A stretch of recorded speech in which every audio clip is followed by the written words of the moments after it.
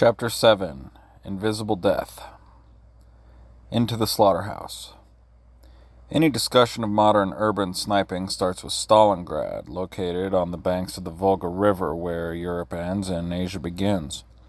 The Battle of Stalingrad, fought from September 1942 until February 1943, was the bloodiest urban conflict in the history of human warfare.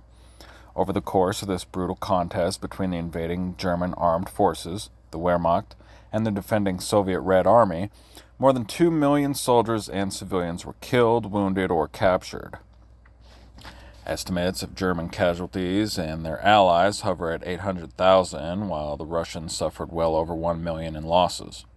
One will never know the Russians' exact casualty numbers because Stalin made the official figures a state secret, calculating his battered people would think the cost too high. To the men who bled in Stalingrad's streets, these enormous casualties meant the life expectancy of the average soldier was less than 24 hours. The fighting in the city was so fierce, German soldiers intentionally shot themselves, often firing through a loaf of bread in order to hide any incriminating powder burns on their skin, hoping their home wound would get them sent out of the terrible city and to a rear hospital area. Battlefield desertions were so serious for the Russians that Stalin's secret police, the NKVD, executed almost 15,000 soldiers for cowardice, an entire division's worth of men. The men on both sides were pushed past the normal limits of human endurance and suffered ghastly emotional, mental, and physical wounds. Russian soldiers approaching the city saw from afar what looked like Dante's Inferno as Viktor Kardashev, a cadet in the 193rd Rifle Division, noted. On the horizon ahead of us, there was a continuous glow. It was Stalingrad burning.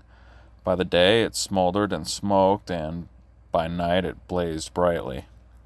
And what was awesome from afar was horrifying up close. Russian soldier Nikolai Maznista of the 95th Rifle Division described his experience in the center of Stalingrad.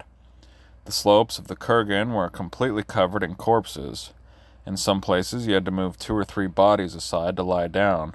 They quickly began to decompose, and the stench was appalling, but you just had to lie down and pay no attention. For the German soldiers, the situation was equally bleak, as a Panzer crew member described. It was a ghastly, wearisome battle, both on the ground and below the ground, amid the ruins and in the basements of the large city, in its industrial quarter. The tanks tottered over mountains of rubble and broken bricks. They screeched as they picked their way through the factory workshops, shooting at short range down blocked streets and into crowded factory yards. One element contributing to the astronomical casualty rates was the brain-numbing battlefield stress was the urban sniper. During the first weeks of the battle, the Red Army, pulverized by the Luftwaffe's planes, pounded by German artillery and pressed by assaulting panzers, was slaughtered at a fearsome rate. In a desperate bid to turn the tide of a losing battle, Russian commanders found an improbable answer to German firepower: the lone rifleman. Through sheer necessity and chance, the Red Army discovered the urban sniper, hidden amidst Stalingrad's bombed-out buildings and smoking ruins, could exact a serious toll on their German foe. From early on, Russian snipers forced the Germans to take extreme caution in the city, lest they fall victim to a carefully placed bullet to the head. As a result, the constant menace of invisible snipers forced the Germans underground for protection. This subsurface existence gave rise to a miserable Rattenkrieg, or War of the Rats. Meanwhile, Russian propaganda companies reminded the Germans of what lurked above, announcing through their cold metal loudspeakers, every 7 seconds, a German soldier dies in Russia. Even though both sides employed snipers in the tortured city, it was the Red Army who embraced their widespread employment to even the odds and stave off annihilation. The Red Army, the right men, the right time. Under the cloak of darkness on September 19, 1942, the Red Army ferried most of Lieutenant Colonel Batyuk's 284th Infantry Division across the Volga and into the city. The fighting in the city itself raged for a week, ever since the German 6th Army made its first push into central and southern Stalingrad on September 13th. The 284th Division, composed mostly of Siberians, came in the dead of night because the Luftwaffe made daylight crossing suicidal. Any boat caught out on the open water while the sun was still up was sure to be gutted by the Luftwaffe's dive bombers, the dreaded Stukas. Once the men of the 284th made it to the relative safety of the far shore, they dug into the ruins for cover. One of these soldiers was a short, stout young man who was drafted into the Soviet Navy as a payroll clerk. His name was Vitaly Zaitsev. Zaitsev had no formal sniper training, but he hunted wild game in the dark, thick forests of the Ural Mountains, where he grew up.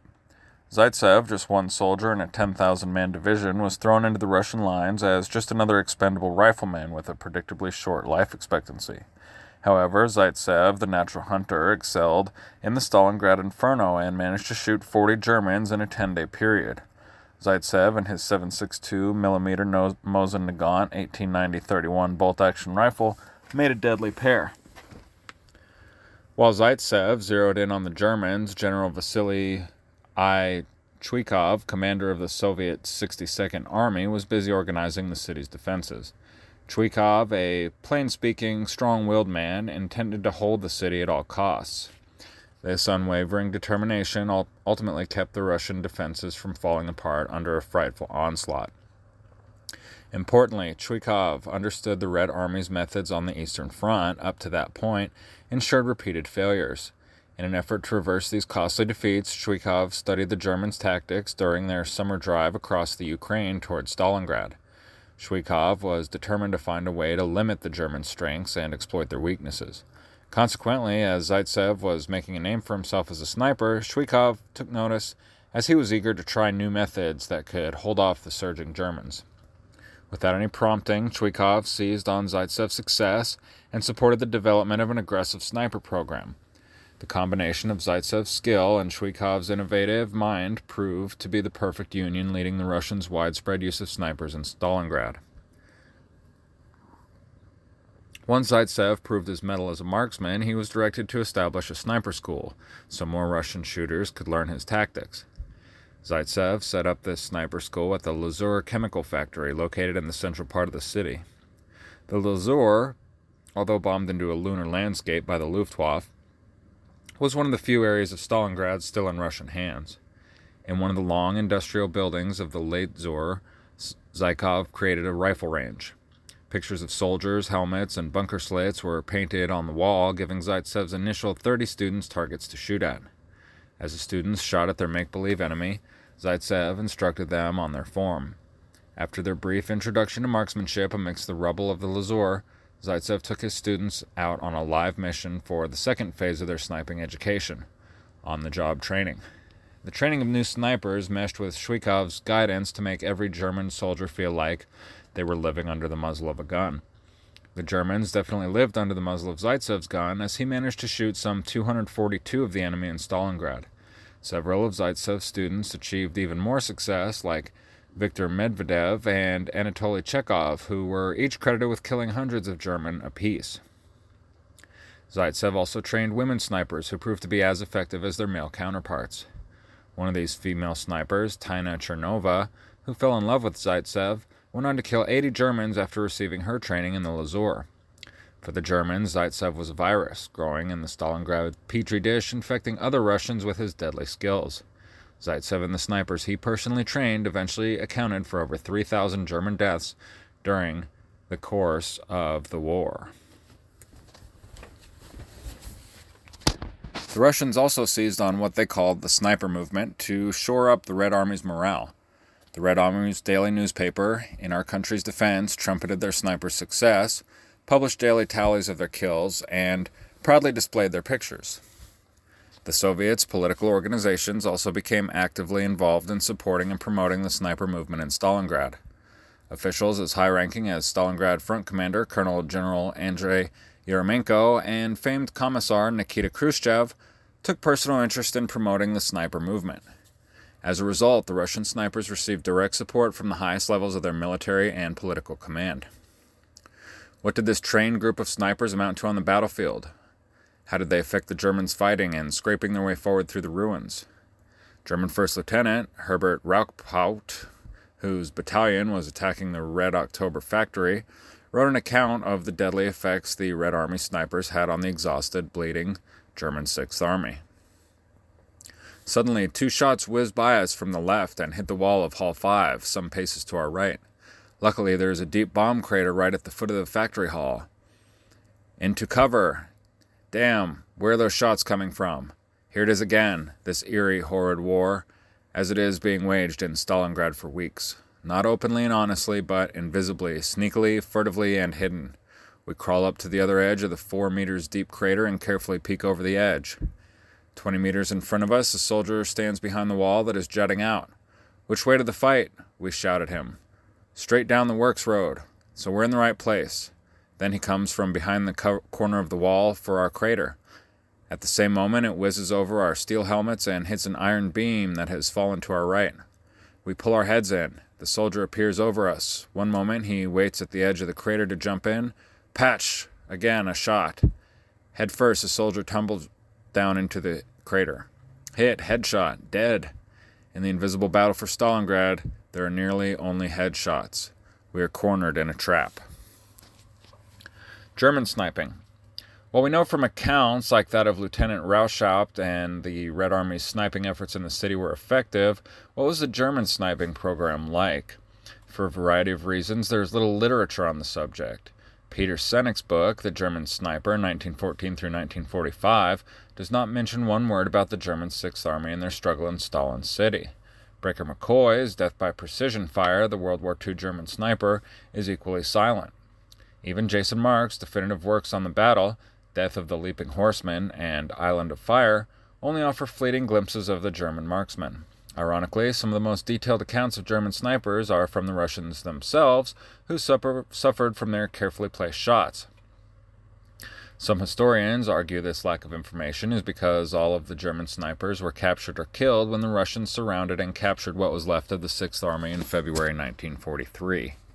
Upsetting this theory is the tens of thousands of Germans who were evacuated from Stalingrad during the battle and the very detailed unit histories of the organizations who actually fought in Stalingrad, which survived the war. Perhaps we must accept the fact, as discussed in Chapter 3, the German sniping efforts in Stalingrad simply did not achieve the same level of importance. While the German senior leadership did not appreciate the full potential of the urban sniper, their usefulness was recognized by the combat units fighting and dying inside the city. The staff of the 24th Panzer Division wrote a report entitled Experiences Fighting in Stalingrad, noting snipers should be used to support infantry assaults and units suffered much lower casualties when snipers actively supported their operations. Other units employed snipers not just to support their assaults, but for attrition warfare. For instance, during their early fighting in September, the Germans managed to work snipers far enough forward to target the Russian rear lines in the northern factory district, allowing them to observe Russian movements between the Barricady and Krasny Oktyabr factories. These snipers killed so many Russians trying to cross a washout between the factories, the Russians referred to this crossing as the Gully of Death. Only after the Russians built a stone wall for protection could they move back and forth with a reasonable chance of survival. Other Russian soldiers found themselves under German crosshairs as well. Vasily Sokolov, a lieutenant in the Soviet Naval Infantry, recounted a particularly close call with a hidden German sniper that missed him but killed some of his comrades. It was the 26th or 27th, September 1942, and 3 of us had to go from the command post of the 62nd Army back to our own 92nd Brigade. There was me, Lieutenant Zerba, who was the adjunct of the brigade commander, and 1 soldier who was accompanying us. Before we reached the sector of the 13th Guards, we caught sight of a sergeant sitting on the ground some distance away. He was wounded. We asked him, "Where are you hit, and what is your unit?" He made a gesture with his hand and said, "I was crossing the open patch of ground about half an hour ago when I was hit in the leg by a German sniper." The sergeant told us that he was from the 92nd Brigade. A short time ago, he had seen the German sniper kill 2 of our men, even though the sergeant had shouted to them not to come over as there was a sniper in the building nearby. Sure enough, there were a couple of bodies lying not far from us. As for us, we still had to get across the area controlled by the sniper, as we could not go back without having carried out our orders. I decided to make a run for it first. I hunched up, thought to myself, what will be, and dashed across the square and down the steep bank. The German didn't shoot. Lieutenant Zerba made his run next, and then the soldier who was with us. Again, the sniper didn't shoot. Either he was taking a nap or he didn't get us in his sights quickly enough. We found ourselves lying in the midst of 15 or so corpses, our people. There was one woman among them, most likely a medic. Only the torso was there. Her head, arms, and legs had been torn off, probably by the blast of a bomb or a shell. 3 of the bodies were in a sitting position, leaning against the high bank, almost as if they were asleep. 2 signalers now came our way. They were dragging a drum of cable with them. I advised them to run across the sniper's field as quickly as they possibly could. Fly like a bullet, I said. I thought they had got my meaning, but they didn't seem to go any faster for it. Maybe the drum of cable slowed them down. While they were on their way across the square, 2 or 3 shots rang out. They were dum-dum bullets, I knew, because you always get a puff of smoke with an explosive bullet. Both soldiers went down. They looked to be dead, but we didn't go near them because we would certainly have killed ourselves. We went on our way to Brigade HQ. In another case, during an assault on the Barricade gun factory in October, German radio specialist Heinz Neist and his squad secured the bottom floor of an industrial building while the Russians occupied the top floor. The 2 groups fought for days over the lone stairwell in the building, with neither side daring to venture up or down the deadly stairs. Neist, trapped in the building with his men, called in reinforcements. Help came in the form of friendly snipers who took roost in a building opposite their own. These German snipers had perfect view of the Russian squad barricaded in the upper floor. After observing their prey, the snipers opened fire, picking off the Russians one at a time. By the time Neist and his squad snuck up the stairs to search the upper floor, they found 7 Russians lying on the floor, all dead from the snipers' well-aimed bullets. In the northern factory district near the Barricade gun factory, snipers were crucial for the interdicting Russian reinforcements and their accompanying supplies coming across the now frozen Volga River. As groups of much-needed Russian replacements tried to cross the Volga in early December and shore up the beleaguered Soviet 138th Rifle Division, German snipers picked off scores of victims who were caught out on the open ice.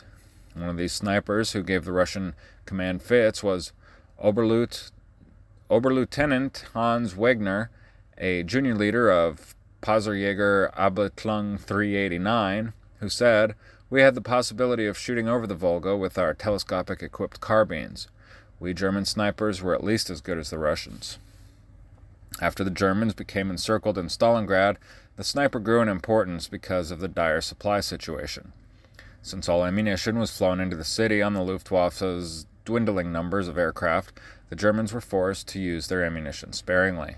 The supply situation was so bad, some German battalion commanders became the only ones who could authorize their men to open fire. Taking this logistical starvation into account, the sniper became the most economical weapon in the arsenal.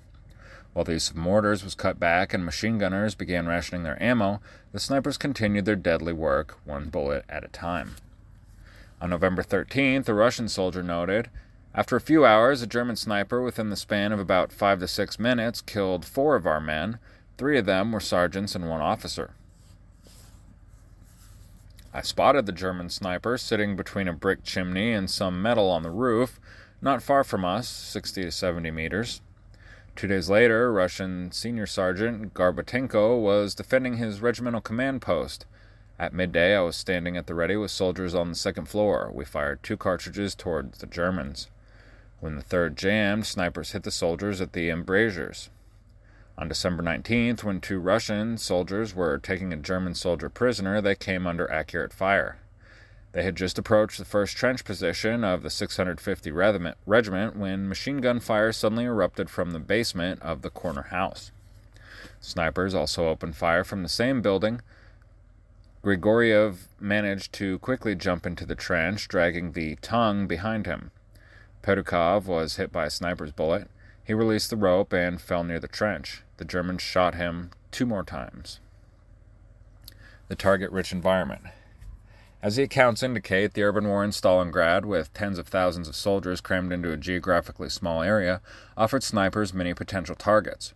Russian sniper Anatoly Chekhov regularly targeted German soldiers bringing rations up to the front lines. These soldiers, carrying heavy food containers in both hands, preoccupied with getting food to their comrades, were slow-moving targets.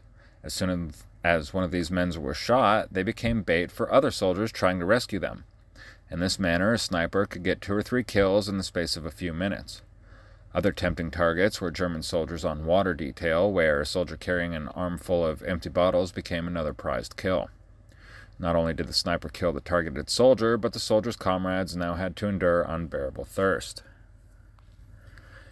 Key members of both armies were intentionally targeted, like artillery observers, radio operators, machine gunners, other snipers, and officers. If a sniper could remove these critical personnel, the enemy unit would cease to function as a cohesive organization. Surprisingly, prime targets for Russian snipers were German panzers. Because panzer crews suffered from such poor situational awareness in the claustrophobic confines of the city, they often stuck their heads outside of their steel hatches to communicate with adjacent infantry units and to get a better view of their surroundings. As soon as the panzer crews exposed themselves, hidden snipers picked off these now vulnerable targets. With a single shot to the head of a panzer commander, a sniper could shut down an entire crew. Also, Russian snipers were instructed to shoot out the glass vision ports on the panzers, blinding the crews. With their vision ports shattered, panzer crews became more vulnerable to other threats like anti-tank guns and dug-in T-34 tanks.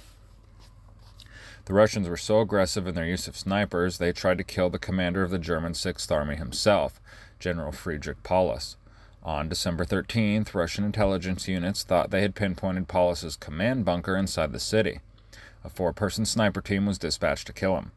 One of the snipers was Tanya Chernova, and another was her teacher Zaitsev. While the team picked its way through the rubble and snow, ever weary of German sentries, the lead girl in the team stepped on an unseen landmine.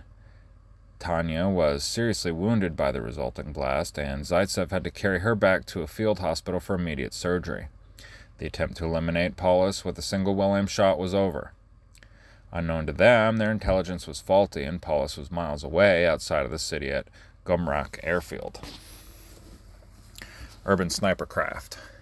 Tanya and Zaitsev's attempt to kill Paulus revealed that movement in the city was serious business. Death could come from anywhere: another sniper, an artillery observer, a minefield, a pilot looking earthward, or any number of enemy machine gun positions, trenches, pillboxes, bunkers, and strongpoints. Since movement could be a death warrant, snipers made use of the available cover, which included moving through basements, trenches, and the shells of bombed-out structures. The ideal way to travel was over a route providing all-around protection from observation. Although this was not usually available, Zaitsev was able to move undetected at various times using a building's air ducts, another time by crawling through a heating duct, and still other times moving through the empty pipes of a petrol storage yard. In Stalingrad, to be seen was to be killed. After a sniper made it safely to a specific area, the city's complex urban terrain, made even more chaotic by its destruction, offered the sniper an endless number of positions to shoot from. Russian snipers, for example, found excellent positions atop the towering smokestacks of the Barricadi gun factory. Because of Barricadi's giant Martin furnaces were located underground, the Russians were able to get inside them and climb onto the tops of the smokestacks unseen by the Germans. Once in these lofty perches, the snipers held a dominating view of the surrounding city. For weeks on end, Russian snipers picked off their enemy from the tops of these chimneys, impervious to German counterfire. Finally, in early November, the Germans brought up newly commissioned SIG-33B assault guns and emplaced them in front of the Barricadi. Once in position, the SIG-33Bs pumped round after round of 150mm high-explosive shells straight into the massive smokestacks. Even these huge chimneys could not withstand such firepower, and they collapsed in an avalanche of rubble. As the dead men in the smokestacks could attest to, once in position, the sniper had to be able to observe the terrain and still remain undetected. Zaitsev remained invisible from the Germans through the use of a trench periscope he carried with him. Once Zaitsev was in position, he never showed more than the unobtrusive tip of his periscope to assess his surroundings. While enemy soldiers exposed their positions with sunlight reflecting off their binoculars and rifle scopes, they never saw Zaitsev. Zaitsev understood the slightest movement or exposure before or even after a shot could give away his position. In an example of this, a German sniper once exposed himself to Zaitsev by reaching out to collect his expended brass after he made a shot.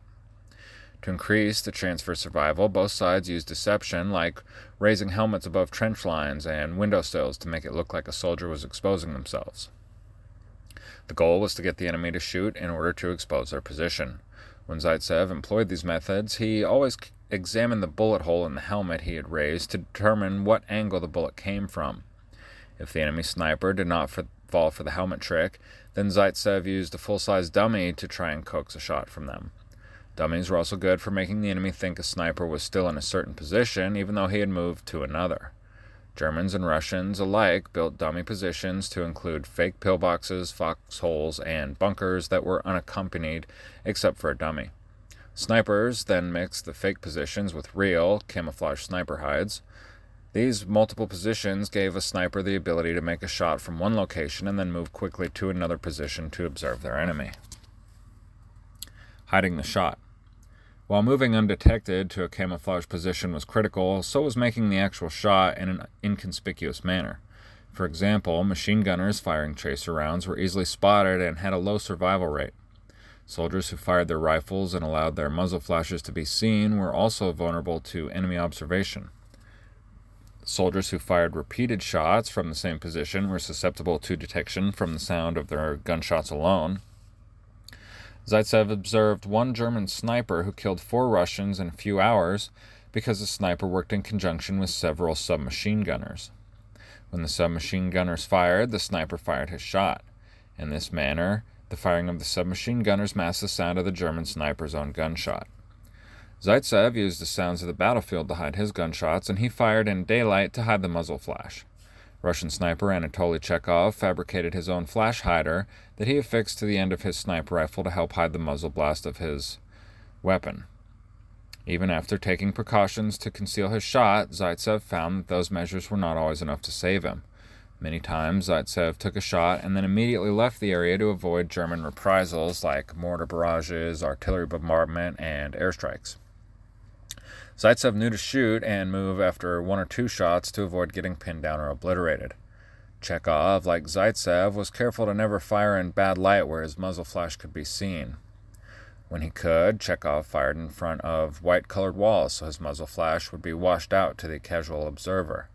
Exposure in Stalingrad, either from muzzle flashes or the sound of gunshots, meant death. Tanya Chernov and a team of fellow snipers learned the importance of concealing their shots when they worked the Krasny Oktyabar area of the northern factory district sometime in October. During this particular mission, Tanya and her group surveyed the terrain and established a sniper hide in the upper story of a building behind a pile of bricks. From their perch, they watched the German front lines for hours. Then a German assault group came into the open, completely exposed. Tanya and the other snipers, unable to resist such a lucrative target, opened fire and gunned down 17 Germans. However, the snipers' shots exposed their position, enabling the Germans to pinpoint them. Minutes later, artillery shells screamed in and collapsed the entire structure. Tanya managed to escape, but the rest were killed from the hot shrapnel of the bursting shells and the massive weight of the collapsing building. Sniping innovation. Because the fighting in Stalingrad often took place up close, unconventional sniping methods could be used. At 100 meters, the average rifleman with no sniper training or scope could accurately hit a target. What made this soldier a sniper was their understanding of urban warfare tactics, not their extremely accurate rifle. Adalbert Hull, a member of the German 94th Infantry Division, found himself in the role of sniper even though he was armed only with the standard-issue 7.92mm Mauser carbine 98. One day, as Hull and his unit fought their way through southern Stalingrad, he spied some Russian soldiers 150 meters away in a building. The Russians were going up and down some stairs, but were exposed by a hole in the wall of their building. Hull took aim over the iron sights of his rifle from his concealed position and shot 4 Russians through the hole in the wall. An hour later, Hull shot a Russian messenger as he ran across an open square to where his comrades were just killed. At these short distances, Hull was just as effective as a sniper with formal training and a specialized rifle. The intense urban combat of Stalingrad also spurred sniper innovation in other ways, like employing anti-tank rifles for sniping. In fact, both sides employed bolt-action anti-tank rifles for sniping. Zaitsev himself tested the Russian-made PTRD-1 14.5mm anti-tank rifle as a sniper's tool. The PTRD-1 was not often employed as a sniper rifle because of its weight, over 35 pounds, its enormous muzzle flash and blast, and its inaccuracy as compared to purpose-built sniper rifles. These men did not know it at the time, but they were pioneering the first heavy-caliber sniper rifles, which would come into popularity 50 years later in the 1990s. However, Adalbert Hull employed a captured PTRD-1 for sniping when the situation demanded it.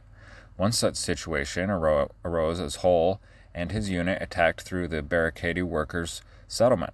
During the assault, Hull encountered a Russian team firing a machine gun through a hole in the wall. After pinpointing the position, Hull brought forward the bulky PRTD-1 and fired a single round into this machine gun position, silencing it. Although pinpoint accuracy was not possible with the inherently inaccurate PRTD-1, relatively large targets located close to the shooter were sitting ducks. A good sniper also had to be a good counter-sniper. Zaitsev, for one, consistently located enemy snipers through an established process combining battlefield questioning, forensic investigation, ballistic analysis, and his own understanding of sniping.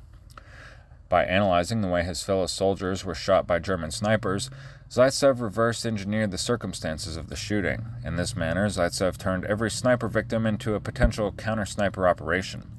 Zaitsev described such a situation where German snipers gunned down a Russian artillery observation team concealed in some factory smokestacks. His investigation started by interviewing fellow Russian soldiers who saw their comrades hit by the German snipers.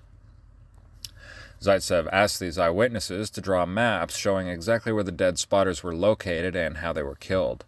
From studying these drawings and listening to the after-action reports of the shootings, Zaitsev made an educated guess as to the angle the German bullets were fired from. After backtracking the trajectory of the bullets from the smokestacks, Zaitsev determined the position the German sharpshooters most likely shot from.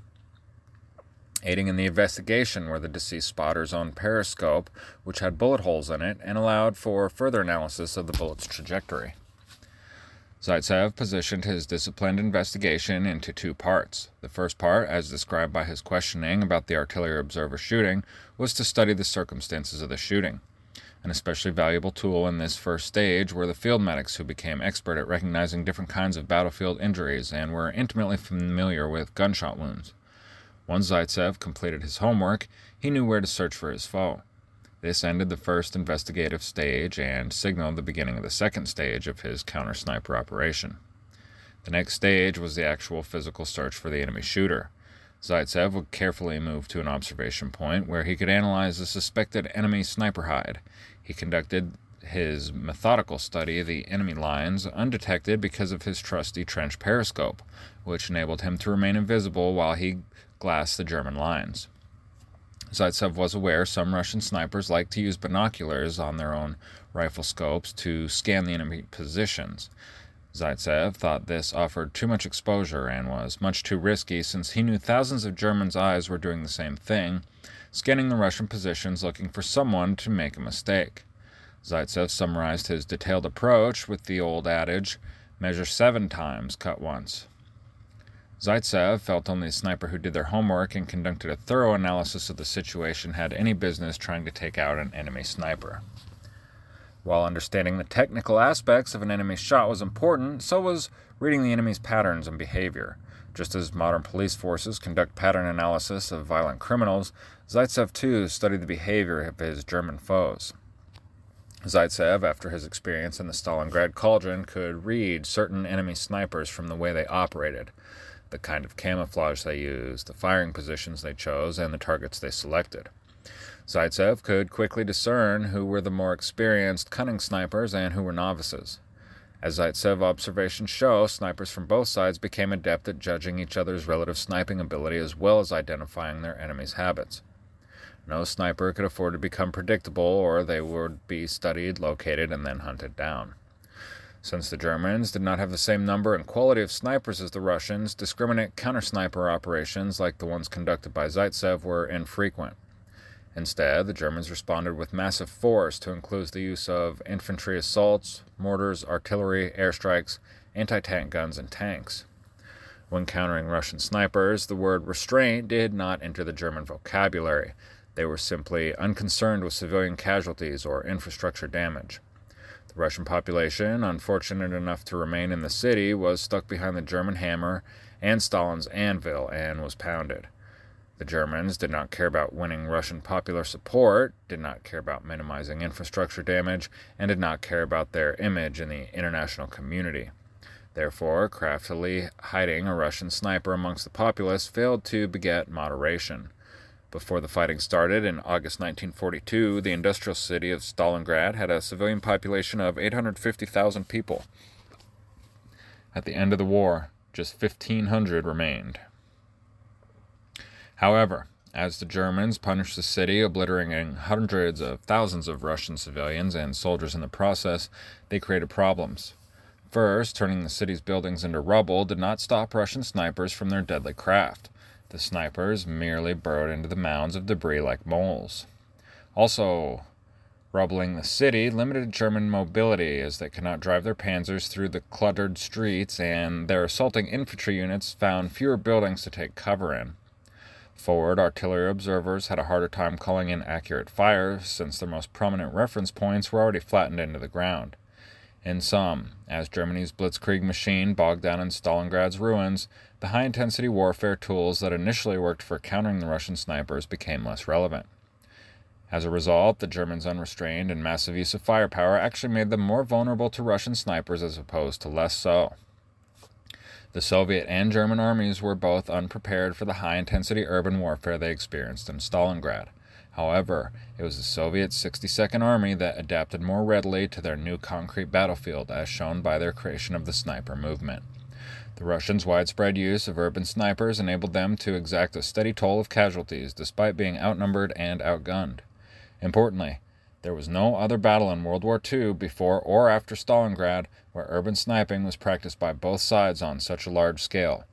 Thus, the journey of any student of sniping will inevitably lead them to the bloody streets of Stalingrad, where desperate marksmen from the Red Army and the Wehrmacht dueled to the death amidst the scarred ruins of the City of Steel.